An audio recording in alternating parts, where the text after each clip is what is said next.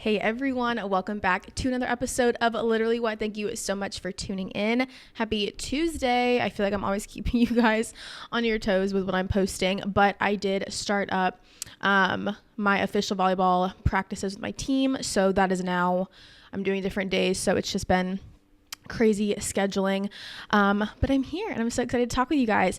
I don't know what's been getting into me lately. I did something so crazy this past weekend. So I was on TikTok, and my TikTok, sometimes it's like my For You page gets so random with like things that pop up, and like then I go down a rabbit hole. And this past weekend I kept seeing these flight attendant videos, because I guess Delta's flight attendant applications had been opened, and they don't keep them open for a very long time, and I think they do it like once or twice a year.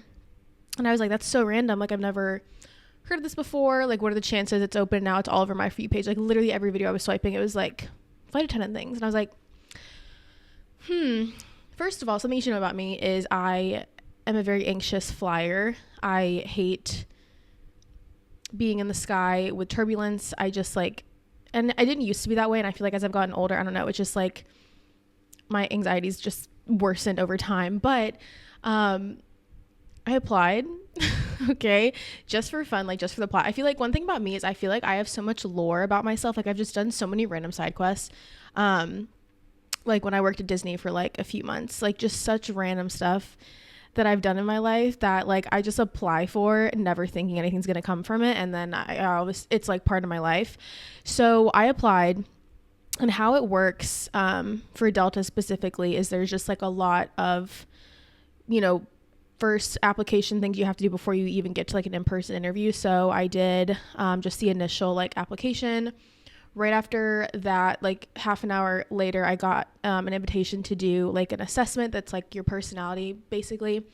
Then right after that, I had to do another virtual thing where they like record you, and it's just like, you're a flight attendant, here are these scenarios, like how are you handling situations. It would give you this audio you had to listen to, and it would be a passenger asking for all these things. Then you have to say like what emotion they're feeling, what they asked for. You have to like kind of go back and remember. And then it was a lot more just like personality type questions. So did all of those. And then next step, if I keep going on, like another thing that I've learned is like, when you become a flight attendant, you don't get to say like where your base is. And Delta obviously has like 18 or 19 bases all around the world and like the country. And obviously like, I'm not going to be commuting. Also, like, I don't even think I'm gonna be a flight attendant. This is just so fun for me to see, like, I'm actually, like, making it decently far. Because, like, why does it low-key sound fun if I just wasn't afraid of planes? Because I've been, of course, getting more and more videos about just, like, the benefits. And, like, you do have a little bit more flexibility than just, like, your typical 9 to 5. So, even though I'm not really gonna be a flight attendant, it has been fun just to explore other careers and, like, what other people do and learn about flight attendants and like what they have to do. And they do like a 7-week intensive training in Atlanta. So it also has helped me, I think, whenever I do go on a flight again, knowing like what flight attendants have to go through. Like they go through a lot of things and learn so much about like the safety, not only like just passing out stuff, but first aid. They do like water training in the water. If like a plane lands in the water, they know like how to deal with every single thing. So even though I'm not gonna become a flight attendant, it has, I think, helped calm my flight anxiety a little bit more, because these flight attendants are on like 5 flights a day sometimes. And so I think maybe this has cured my flight anxiety, maybe a little bit. So that was my side quest this weekend. Don't even know. I didn't even know it was a thing, and then it was popping up everywhere, and I was like, why not? Like, life's too short. Okay, that was my like weekend side quest. I also got to hang out with some friends who came up to visit. It's always fun, like when everyone's in just like different parts of life, when everyone's getting older, like living in other cities or like off to school or doing other things, when you can just kind of like see the people who you kind of like grew up with and were around. It just like always is like so refreshing. So really refreshing weekend. And then volleyball schedule got more intense. So it's picking up busy season. So I'm excited. I like being busy, but I also like my alone time. So this is my alone time, is just coming up here and talking to you guys. So I needed this because I've been non-stop, I feel like. But anyway, without any further ado, let's just go ahead and get into all of the craziness of the week that'll have you saying literally what?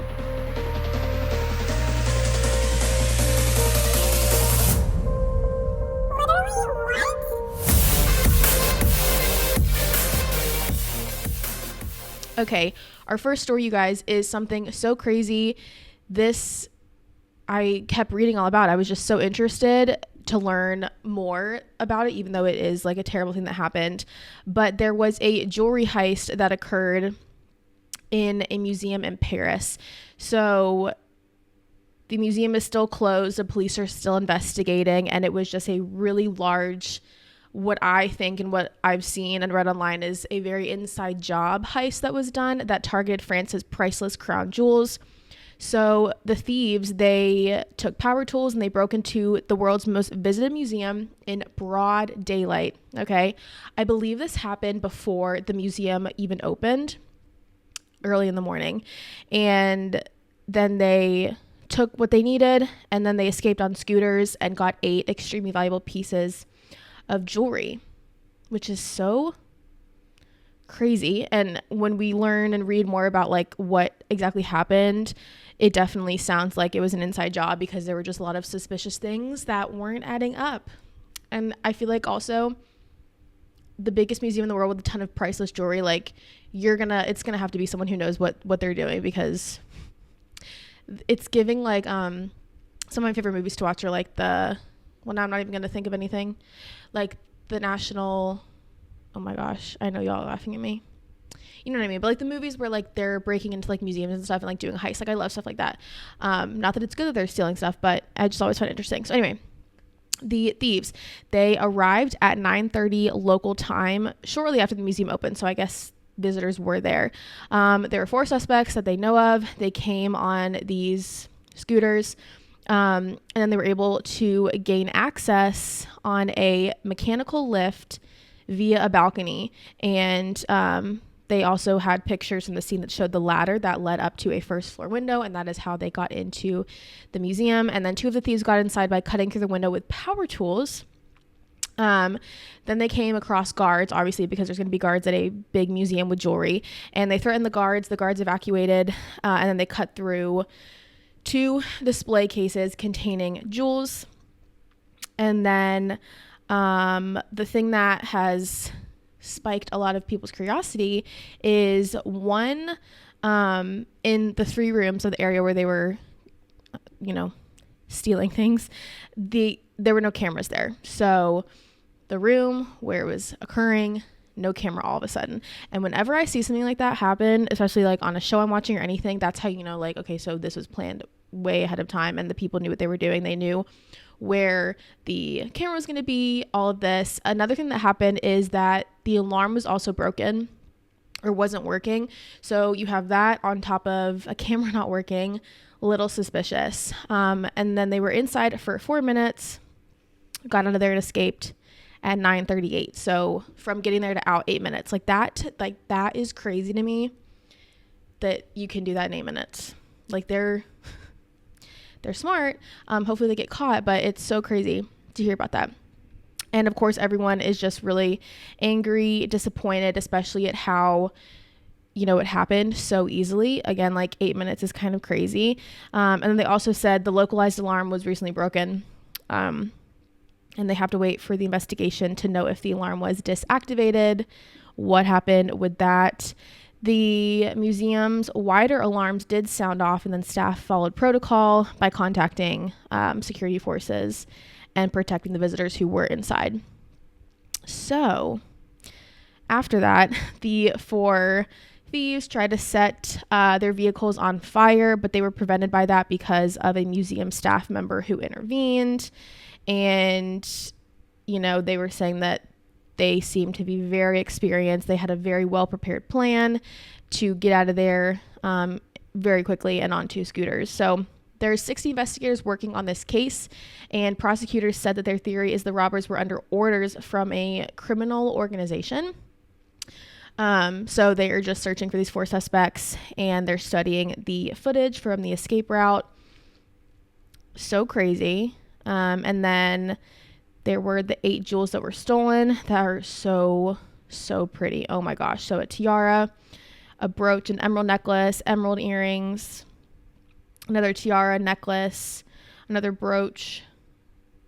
And all of these, were owned by like queens and wives of very important people. So really, really crazy.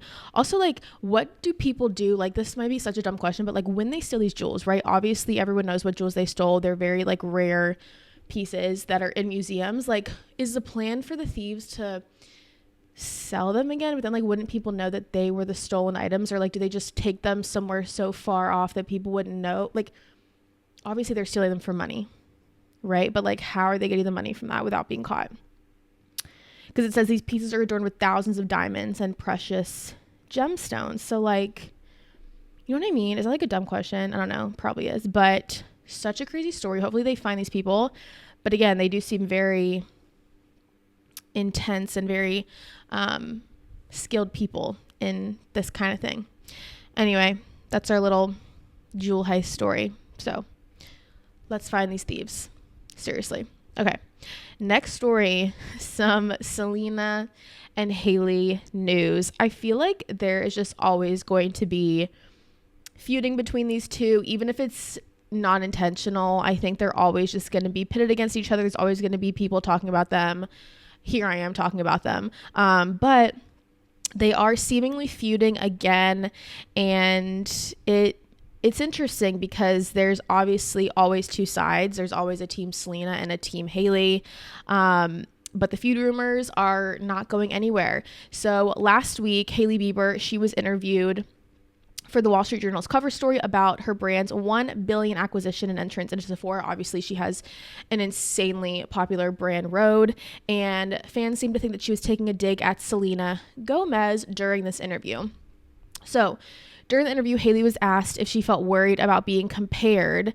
Now, this is where you can't read everything and trust everything you say, because this article is saying she felt worried about being compared to Selena's Rare Beauty company. Obviously, they both have beauty companies. When the interview actually took place and when they asked Hailey Bieber, I don't think they mentioned Selena Gomez. They were just mentioning how does it feel to be up against like just other brands in general.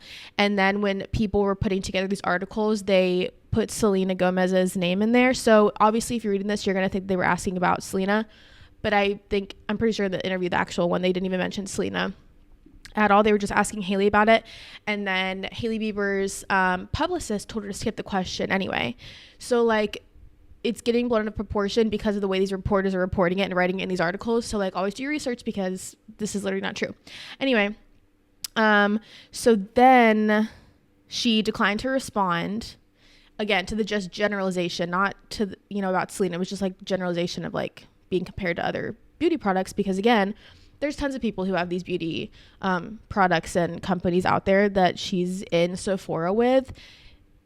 So it just is like kind of crazy that they're making it just something good just about Selena. Anyway, so she didn't answer the question, but then she later appeared to allude back to the question when she said, "It's always annoying being pitted against other people. I didn't ask for that. When people want to see you a certain way and they've made up a story about you in their minds, it's not up to you to change that." So then she continued to say, "I think there is space for everybody." And she said, "I don't feel competitive with people that I'm not inspired by." And so when she said that, the "I'm not inspired by," that is when fans were kind of connecting that, oh, is HAILEY shading Selena Gomez and that she's not inspired by her brand, blah, blah, blah, blah. But then, she told TMZ that she was not shading Selena. She was just saying what she said was in reference to other skincare brands, not like one particular person. So that happened. Okay. I'm an overthinker. So if, say I was Selena and, well, first of all, I feel like I wouldn't want to be watching and listening to things about Hailey Bieber, but nevertheless. So say I'm Selena and then I see that Hailey did this interview saying like, I'm not inspired, or I don't feel competitive with people that I'm not inspired by. Like, yes, in the back of my head, I would be like, oh, she's so talking about me. Like, when someone reposts like a TikTok or something and you're like, oh, they're so talking about me. But like, I would never address it. I would just think in the back of my mind, like, oh, maybe this is about me, even though like, I feel like half the time it's not. And we're just overthinkers. But Selena, I feel like took it a little bit too far and went to social media, AKA her Instagram story, which, girl, I love Selena, but I do not think she should have taken to social media. But she posted an Instagram story and she wrote, just leave the girl alone. She can say whatever she wants. Doesn't affect my life whatsoever. It's just about relevance, not intelligence. Be kind. All brands inspire me. There is room for everyone. Hopefully we can all stop.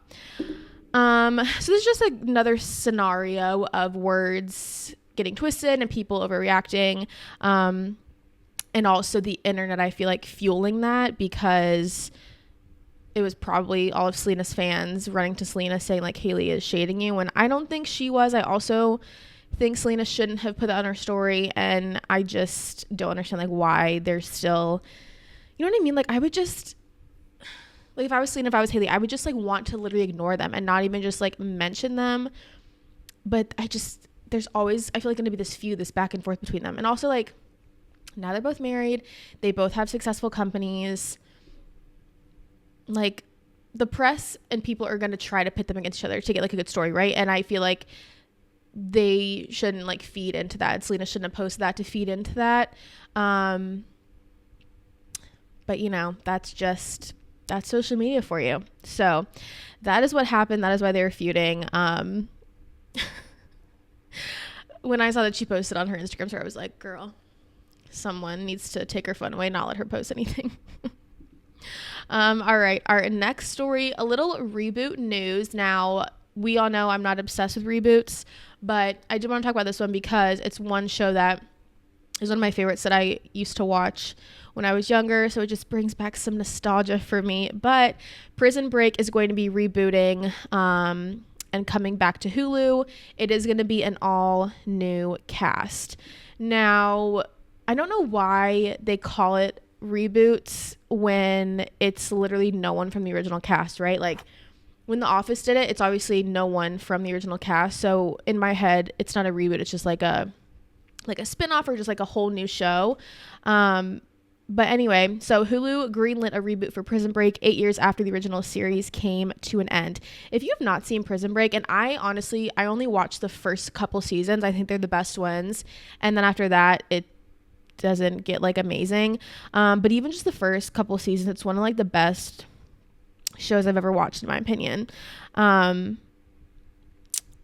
So they're going to be rebooting it. It's going to be set in the same world that the original show was set into.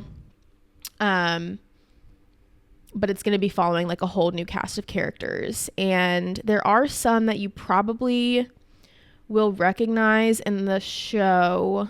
I'm so bad with names. I'm going to have to look at faces to see. Okay. So I recognize literally one person, but it's the guy who was in Lucas Gage. Was he in White Lotus? What was he in? He's in like so much, I feel like. Okay, yeah, White Lotus, Euphoria, You. He's in so much. So he's going to be in this little reboot. Honestly, like maybe I will watch because I like him as an actor, but I don't really know who anyone else is. And I feel like this could be good because Prison Break was just such a good show, and I feel like it's been 8 years. I don't know. I feel like I might actually like this and enjoy it a lot. So anyway, little reboot news for you guys. Let me know if you've watched Prison Break, because I only know like a handful of people who've watched it, and to me it's like one of the best. But then like after season 1 or 2, I'm like, okay, I'm good. I don't need to watch anymore. Okay, our next story. This is also some pretty crazy news. Euphoria season 3. I feel like we've been talking about the next season of Euphoria for a decade, and at this point I'm not like dying for it to come back because I watched it so long ago that now like I don't even care. I feel like everyone's gonna be so much older. I don't even know what the plot's gonna be anymore. But Euphoria season 3 is coming back, and we have the full cast of who's coming back, who was already on the show, and then we also have some new additions that are kind of crazy and kind of surprising. So now we have confirmation season 3 is going to be happening. Season 2 wrapped back in 2022, which is kind of crazy. And if you kind of remember, Rue, who is Zendaya, she was trying to return to sobriety, and then her relationship with Jules was kind of like all over the place. And then obviously there was a arrest for the late Angus Cloud, which is so sad. And so they did confirm that going into season 3, there's going to be a huge time jump into season 3. Obviously, I feel like we're going to see people who are married. I don't even know what's going to be happening, but they're not going to be teenagers anymore, and they're basically just going to be more like adult, I guess. You guys, my nose. Okay, so like I have been obviously trying to go through a closet reset like for what, like 2 months, and I still haven't like figured out where I'm putting my sweatshirts. And so my cat and my dog love to lay on my clothes because they love me so much and love to feel close to me. So I picked the sweatshirt up, and I think that they were laying on it because my allergies, I'm just like allergic to like all animal hair in general. Not like too bad, but like if I'm wearing something, or like if they're like laying on me and like the hair, it's so bad. So if I'm like sniffling, I'm so sorry. But like I need to figure out my sweatshirt situation because this cannot be happening. Anyway, so we're gonna have a significant time jump, and now we're just gonna talk about who is returning for season 3. So first off, Zendaya is coming back as Rue, thank goodness, because like if she didn't, what the heck, she's like basically the main storyline. We also have Hunter Schafer coming back as Jules, thank goodness. Sydney Sweeney's coming back as Cassie Howard.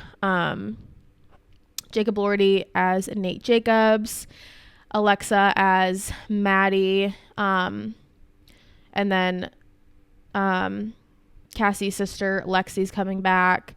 Chloe Cherry's coming back as Faye. Coleman Domingo. So pretty much like everyone's coming back. Obviously Barbie Farah isn't coming back. But we have new people coming, guys. This is so crazy. So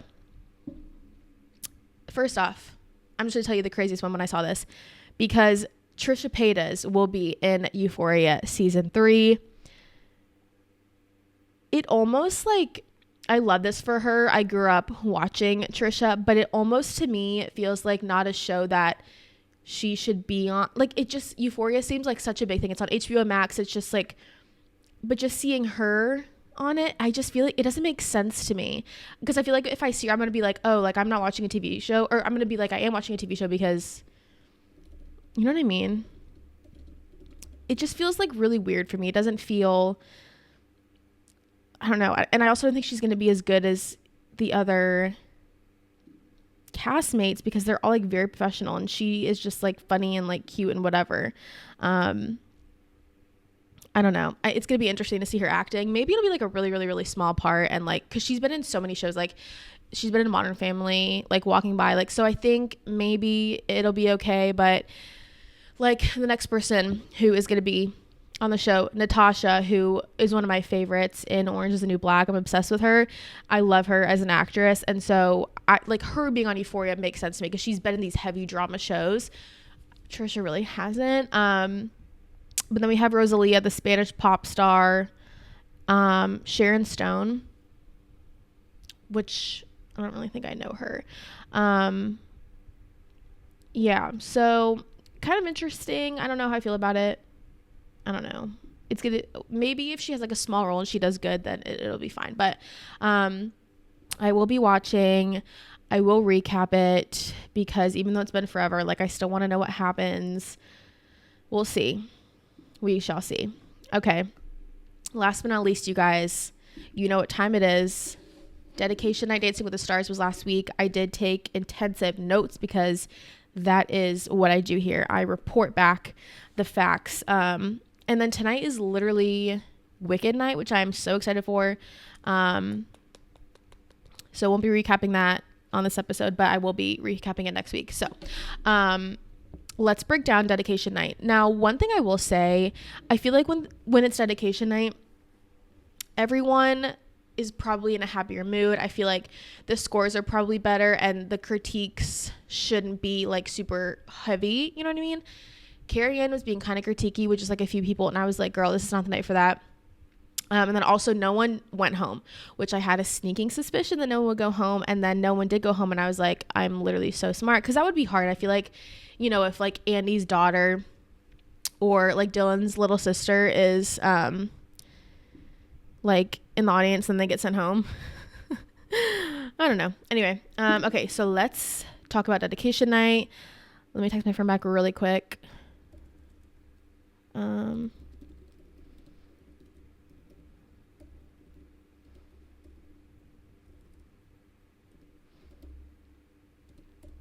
It's so funny when like you're making plans with a friend who's also like indecisive, because we're just like, what do you want to do? What do you want to do? What do you want?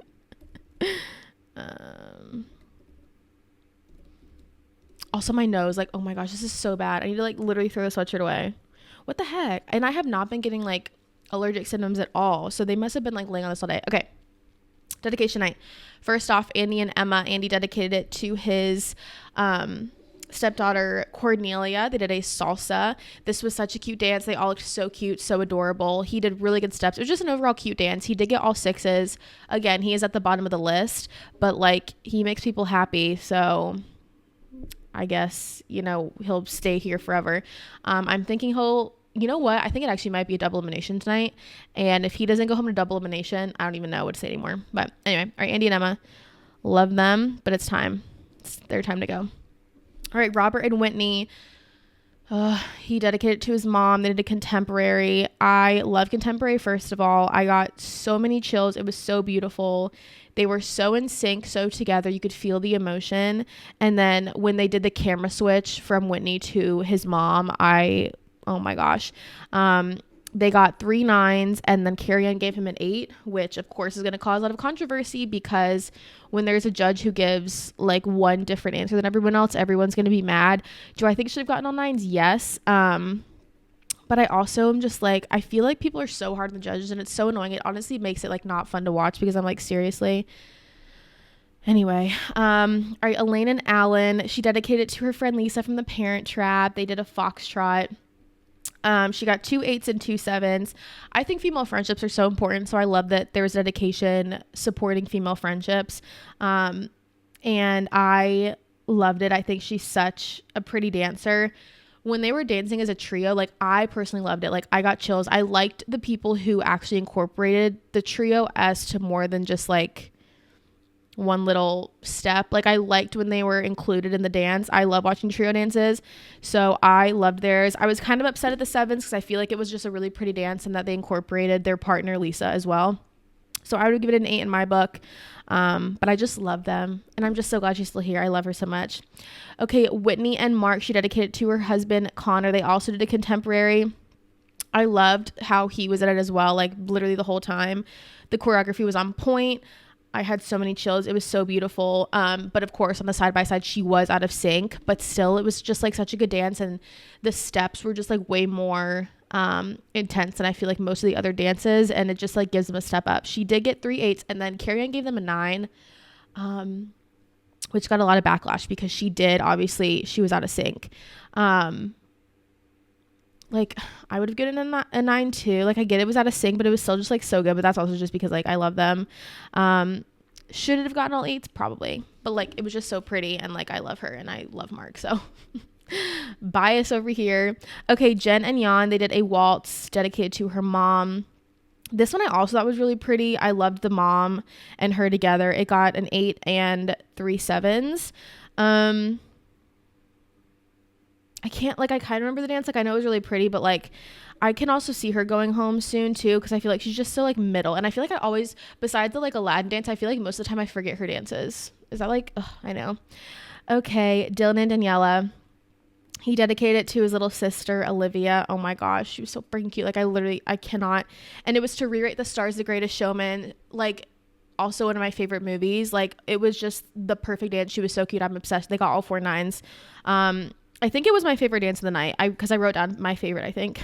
So as of everything I've seen so far, when I was watching, they were my favorite dance of the night, and they got all 4 9s, highest score. So proud.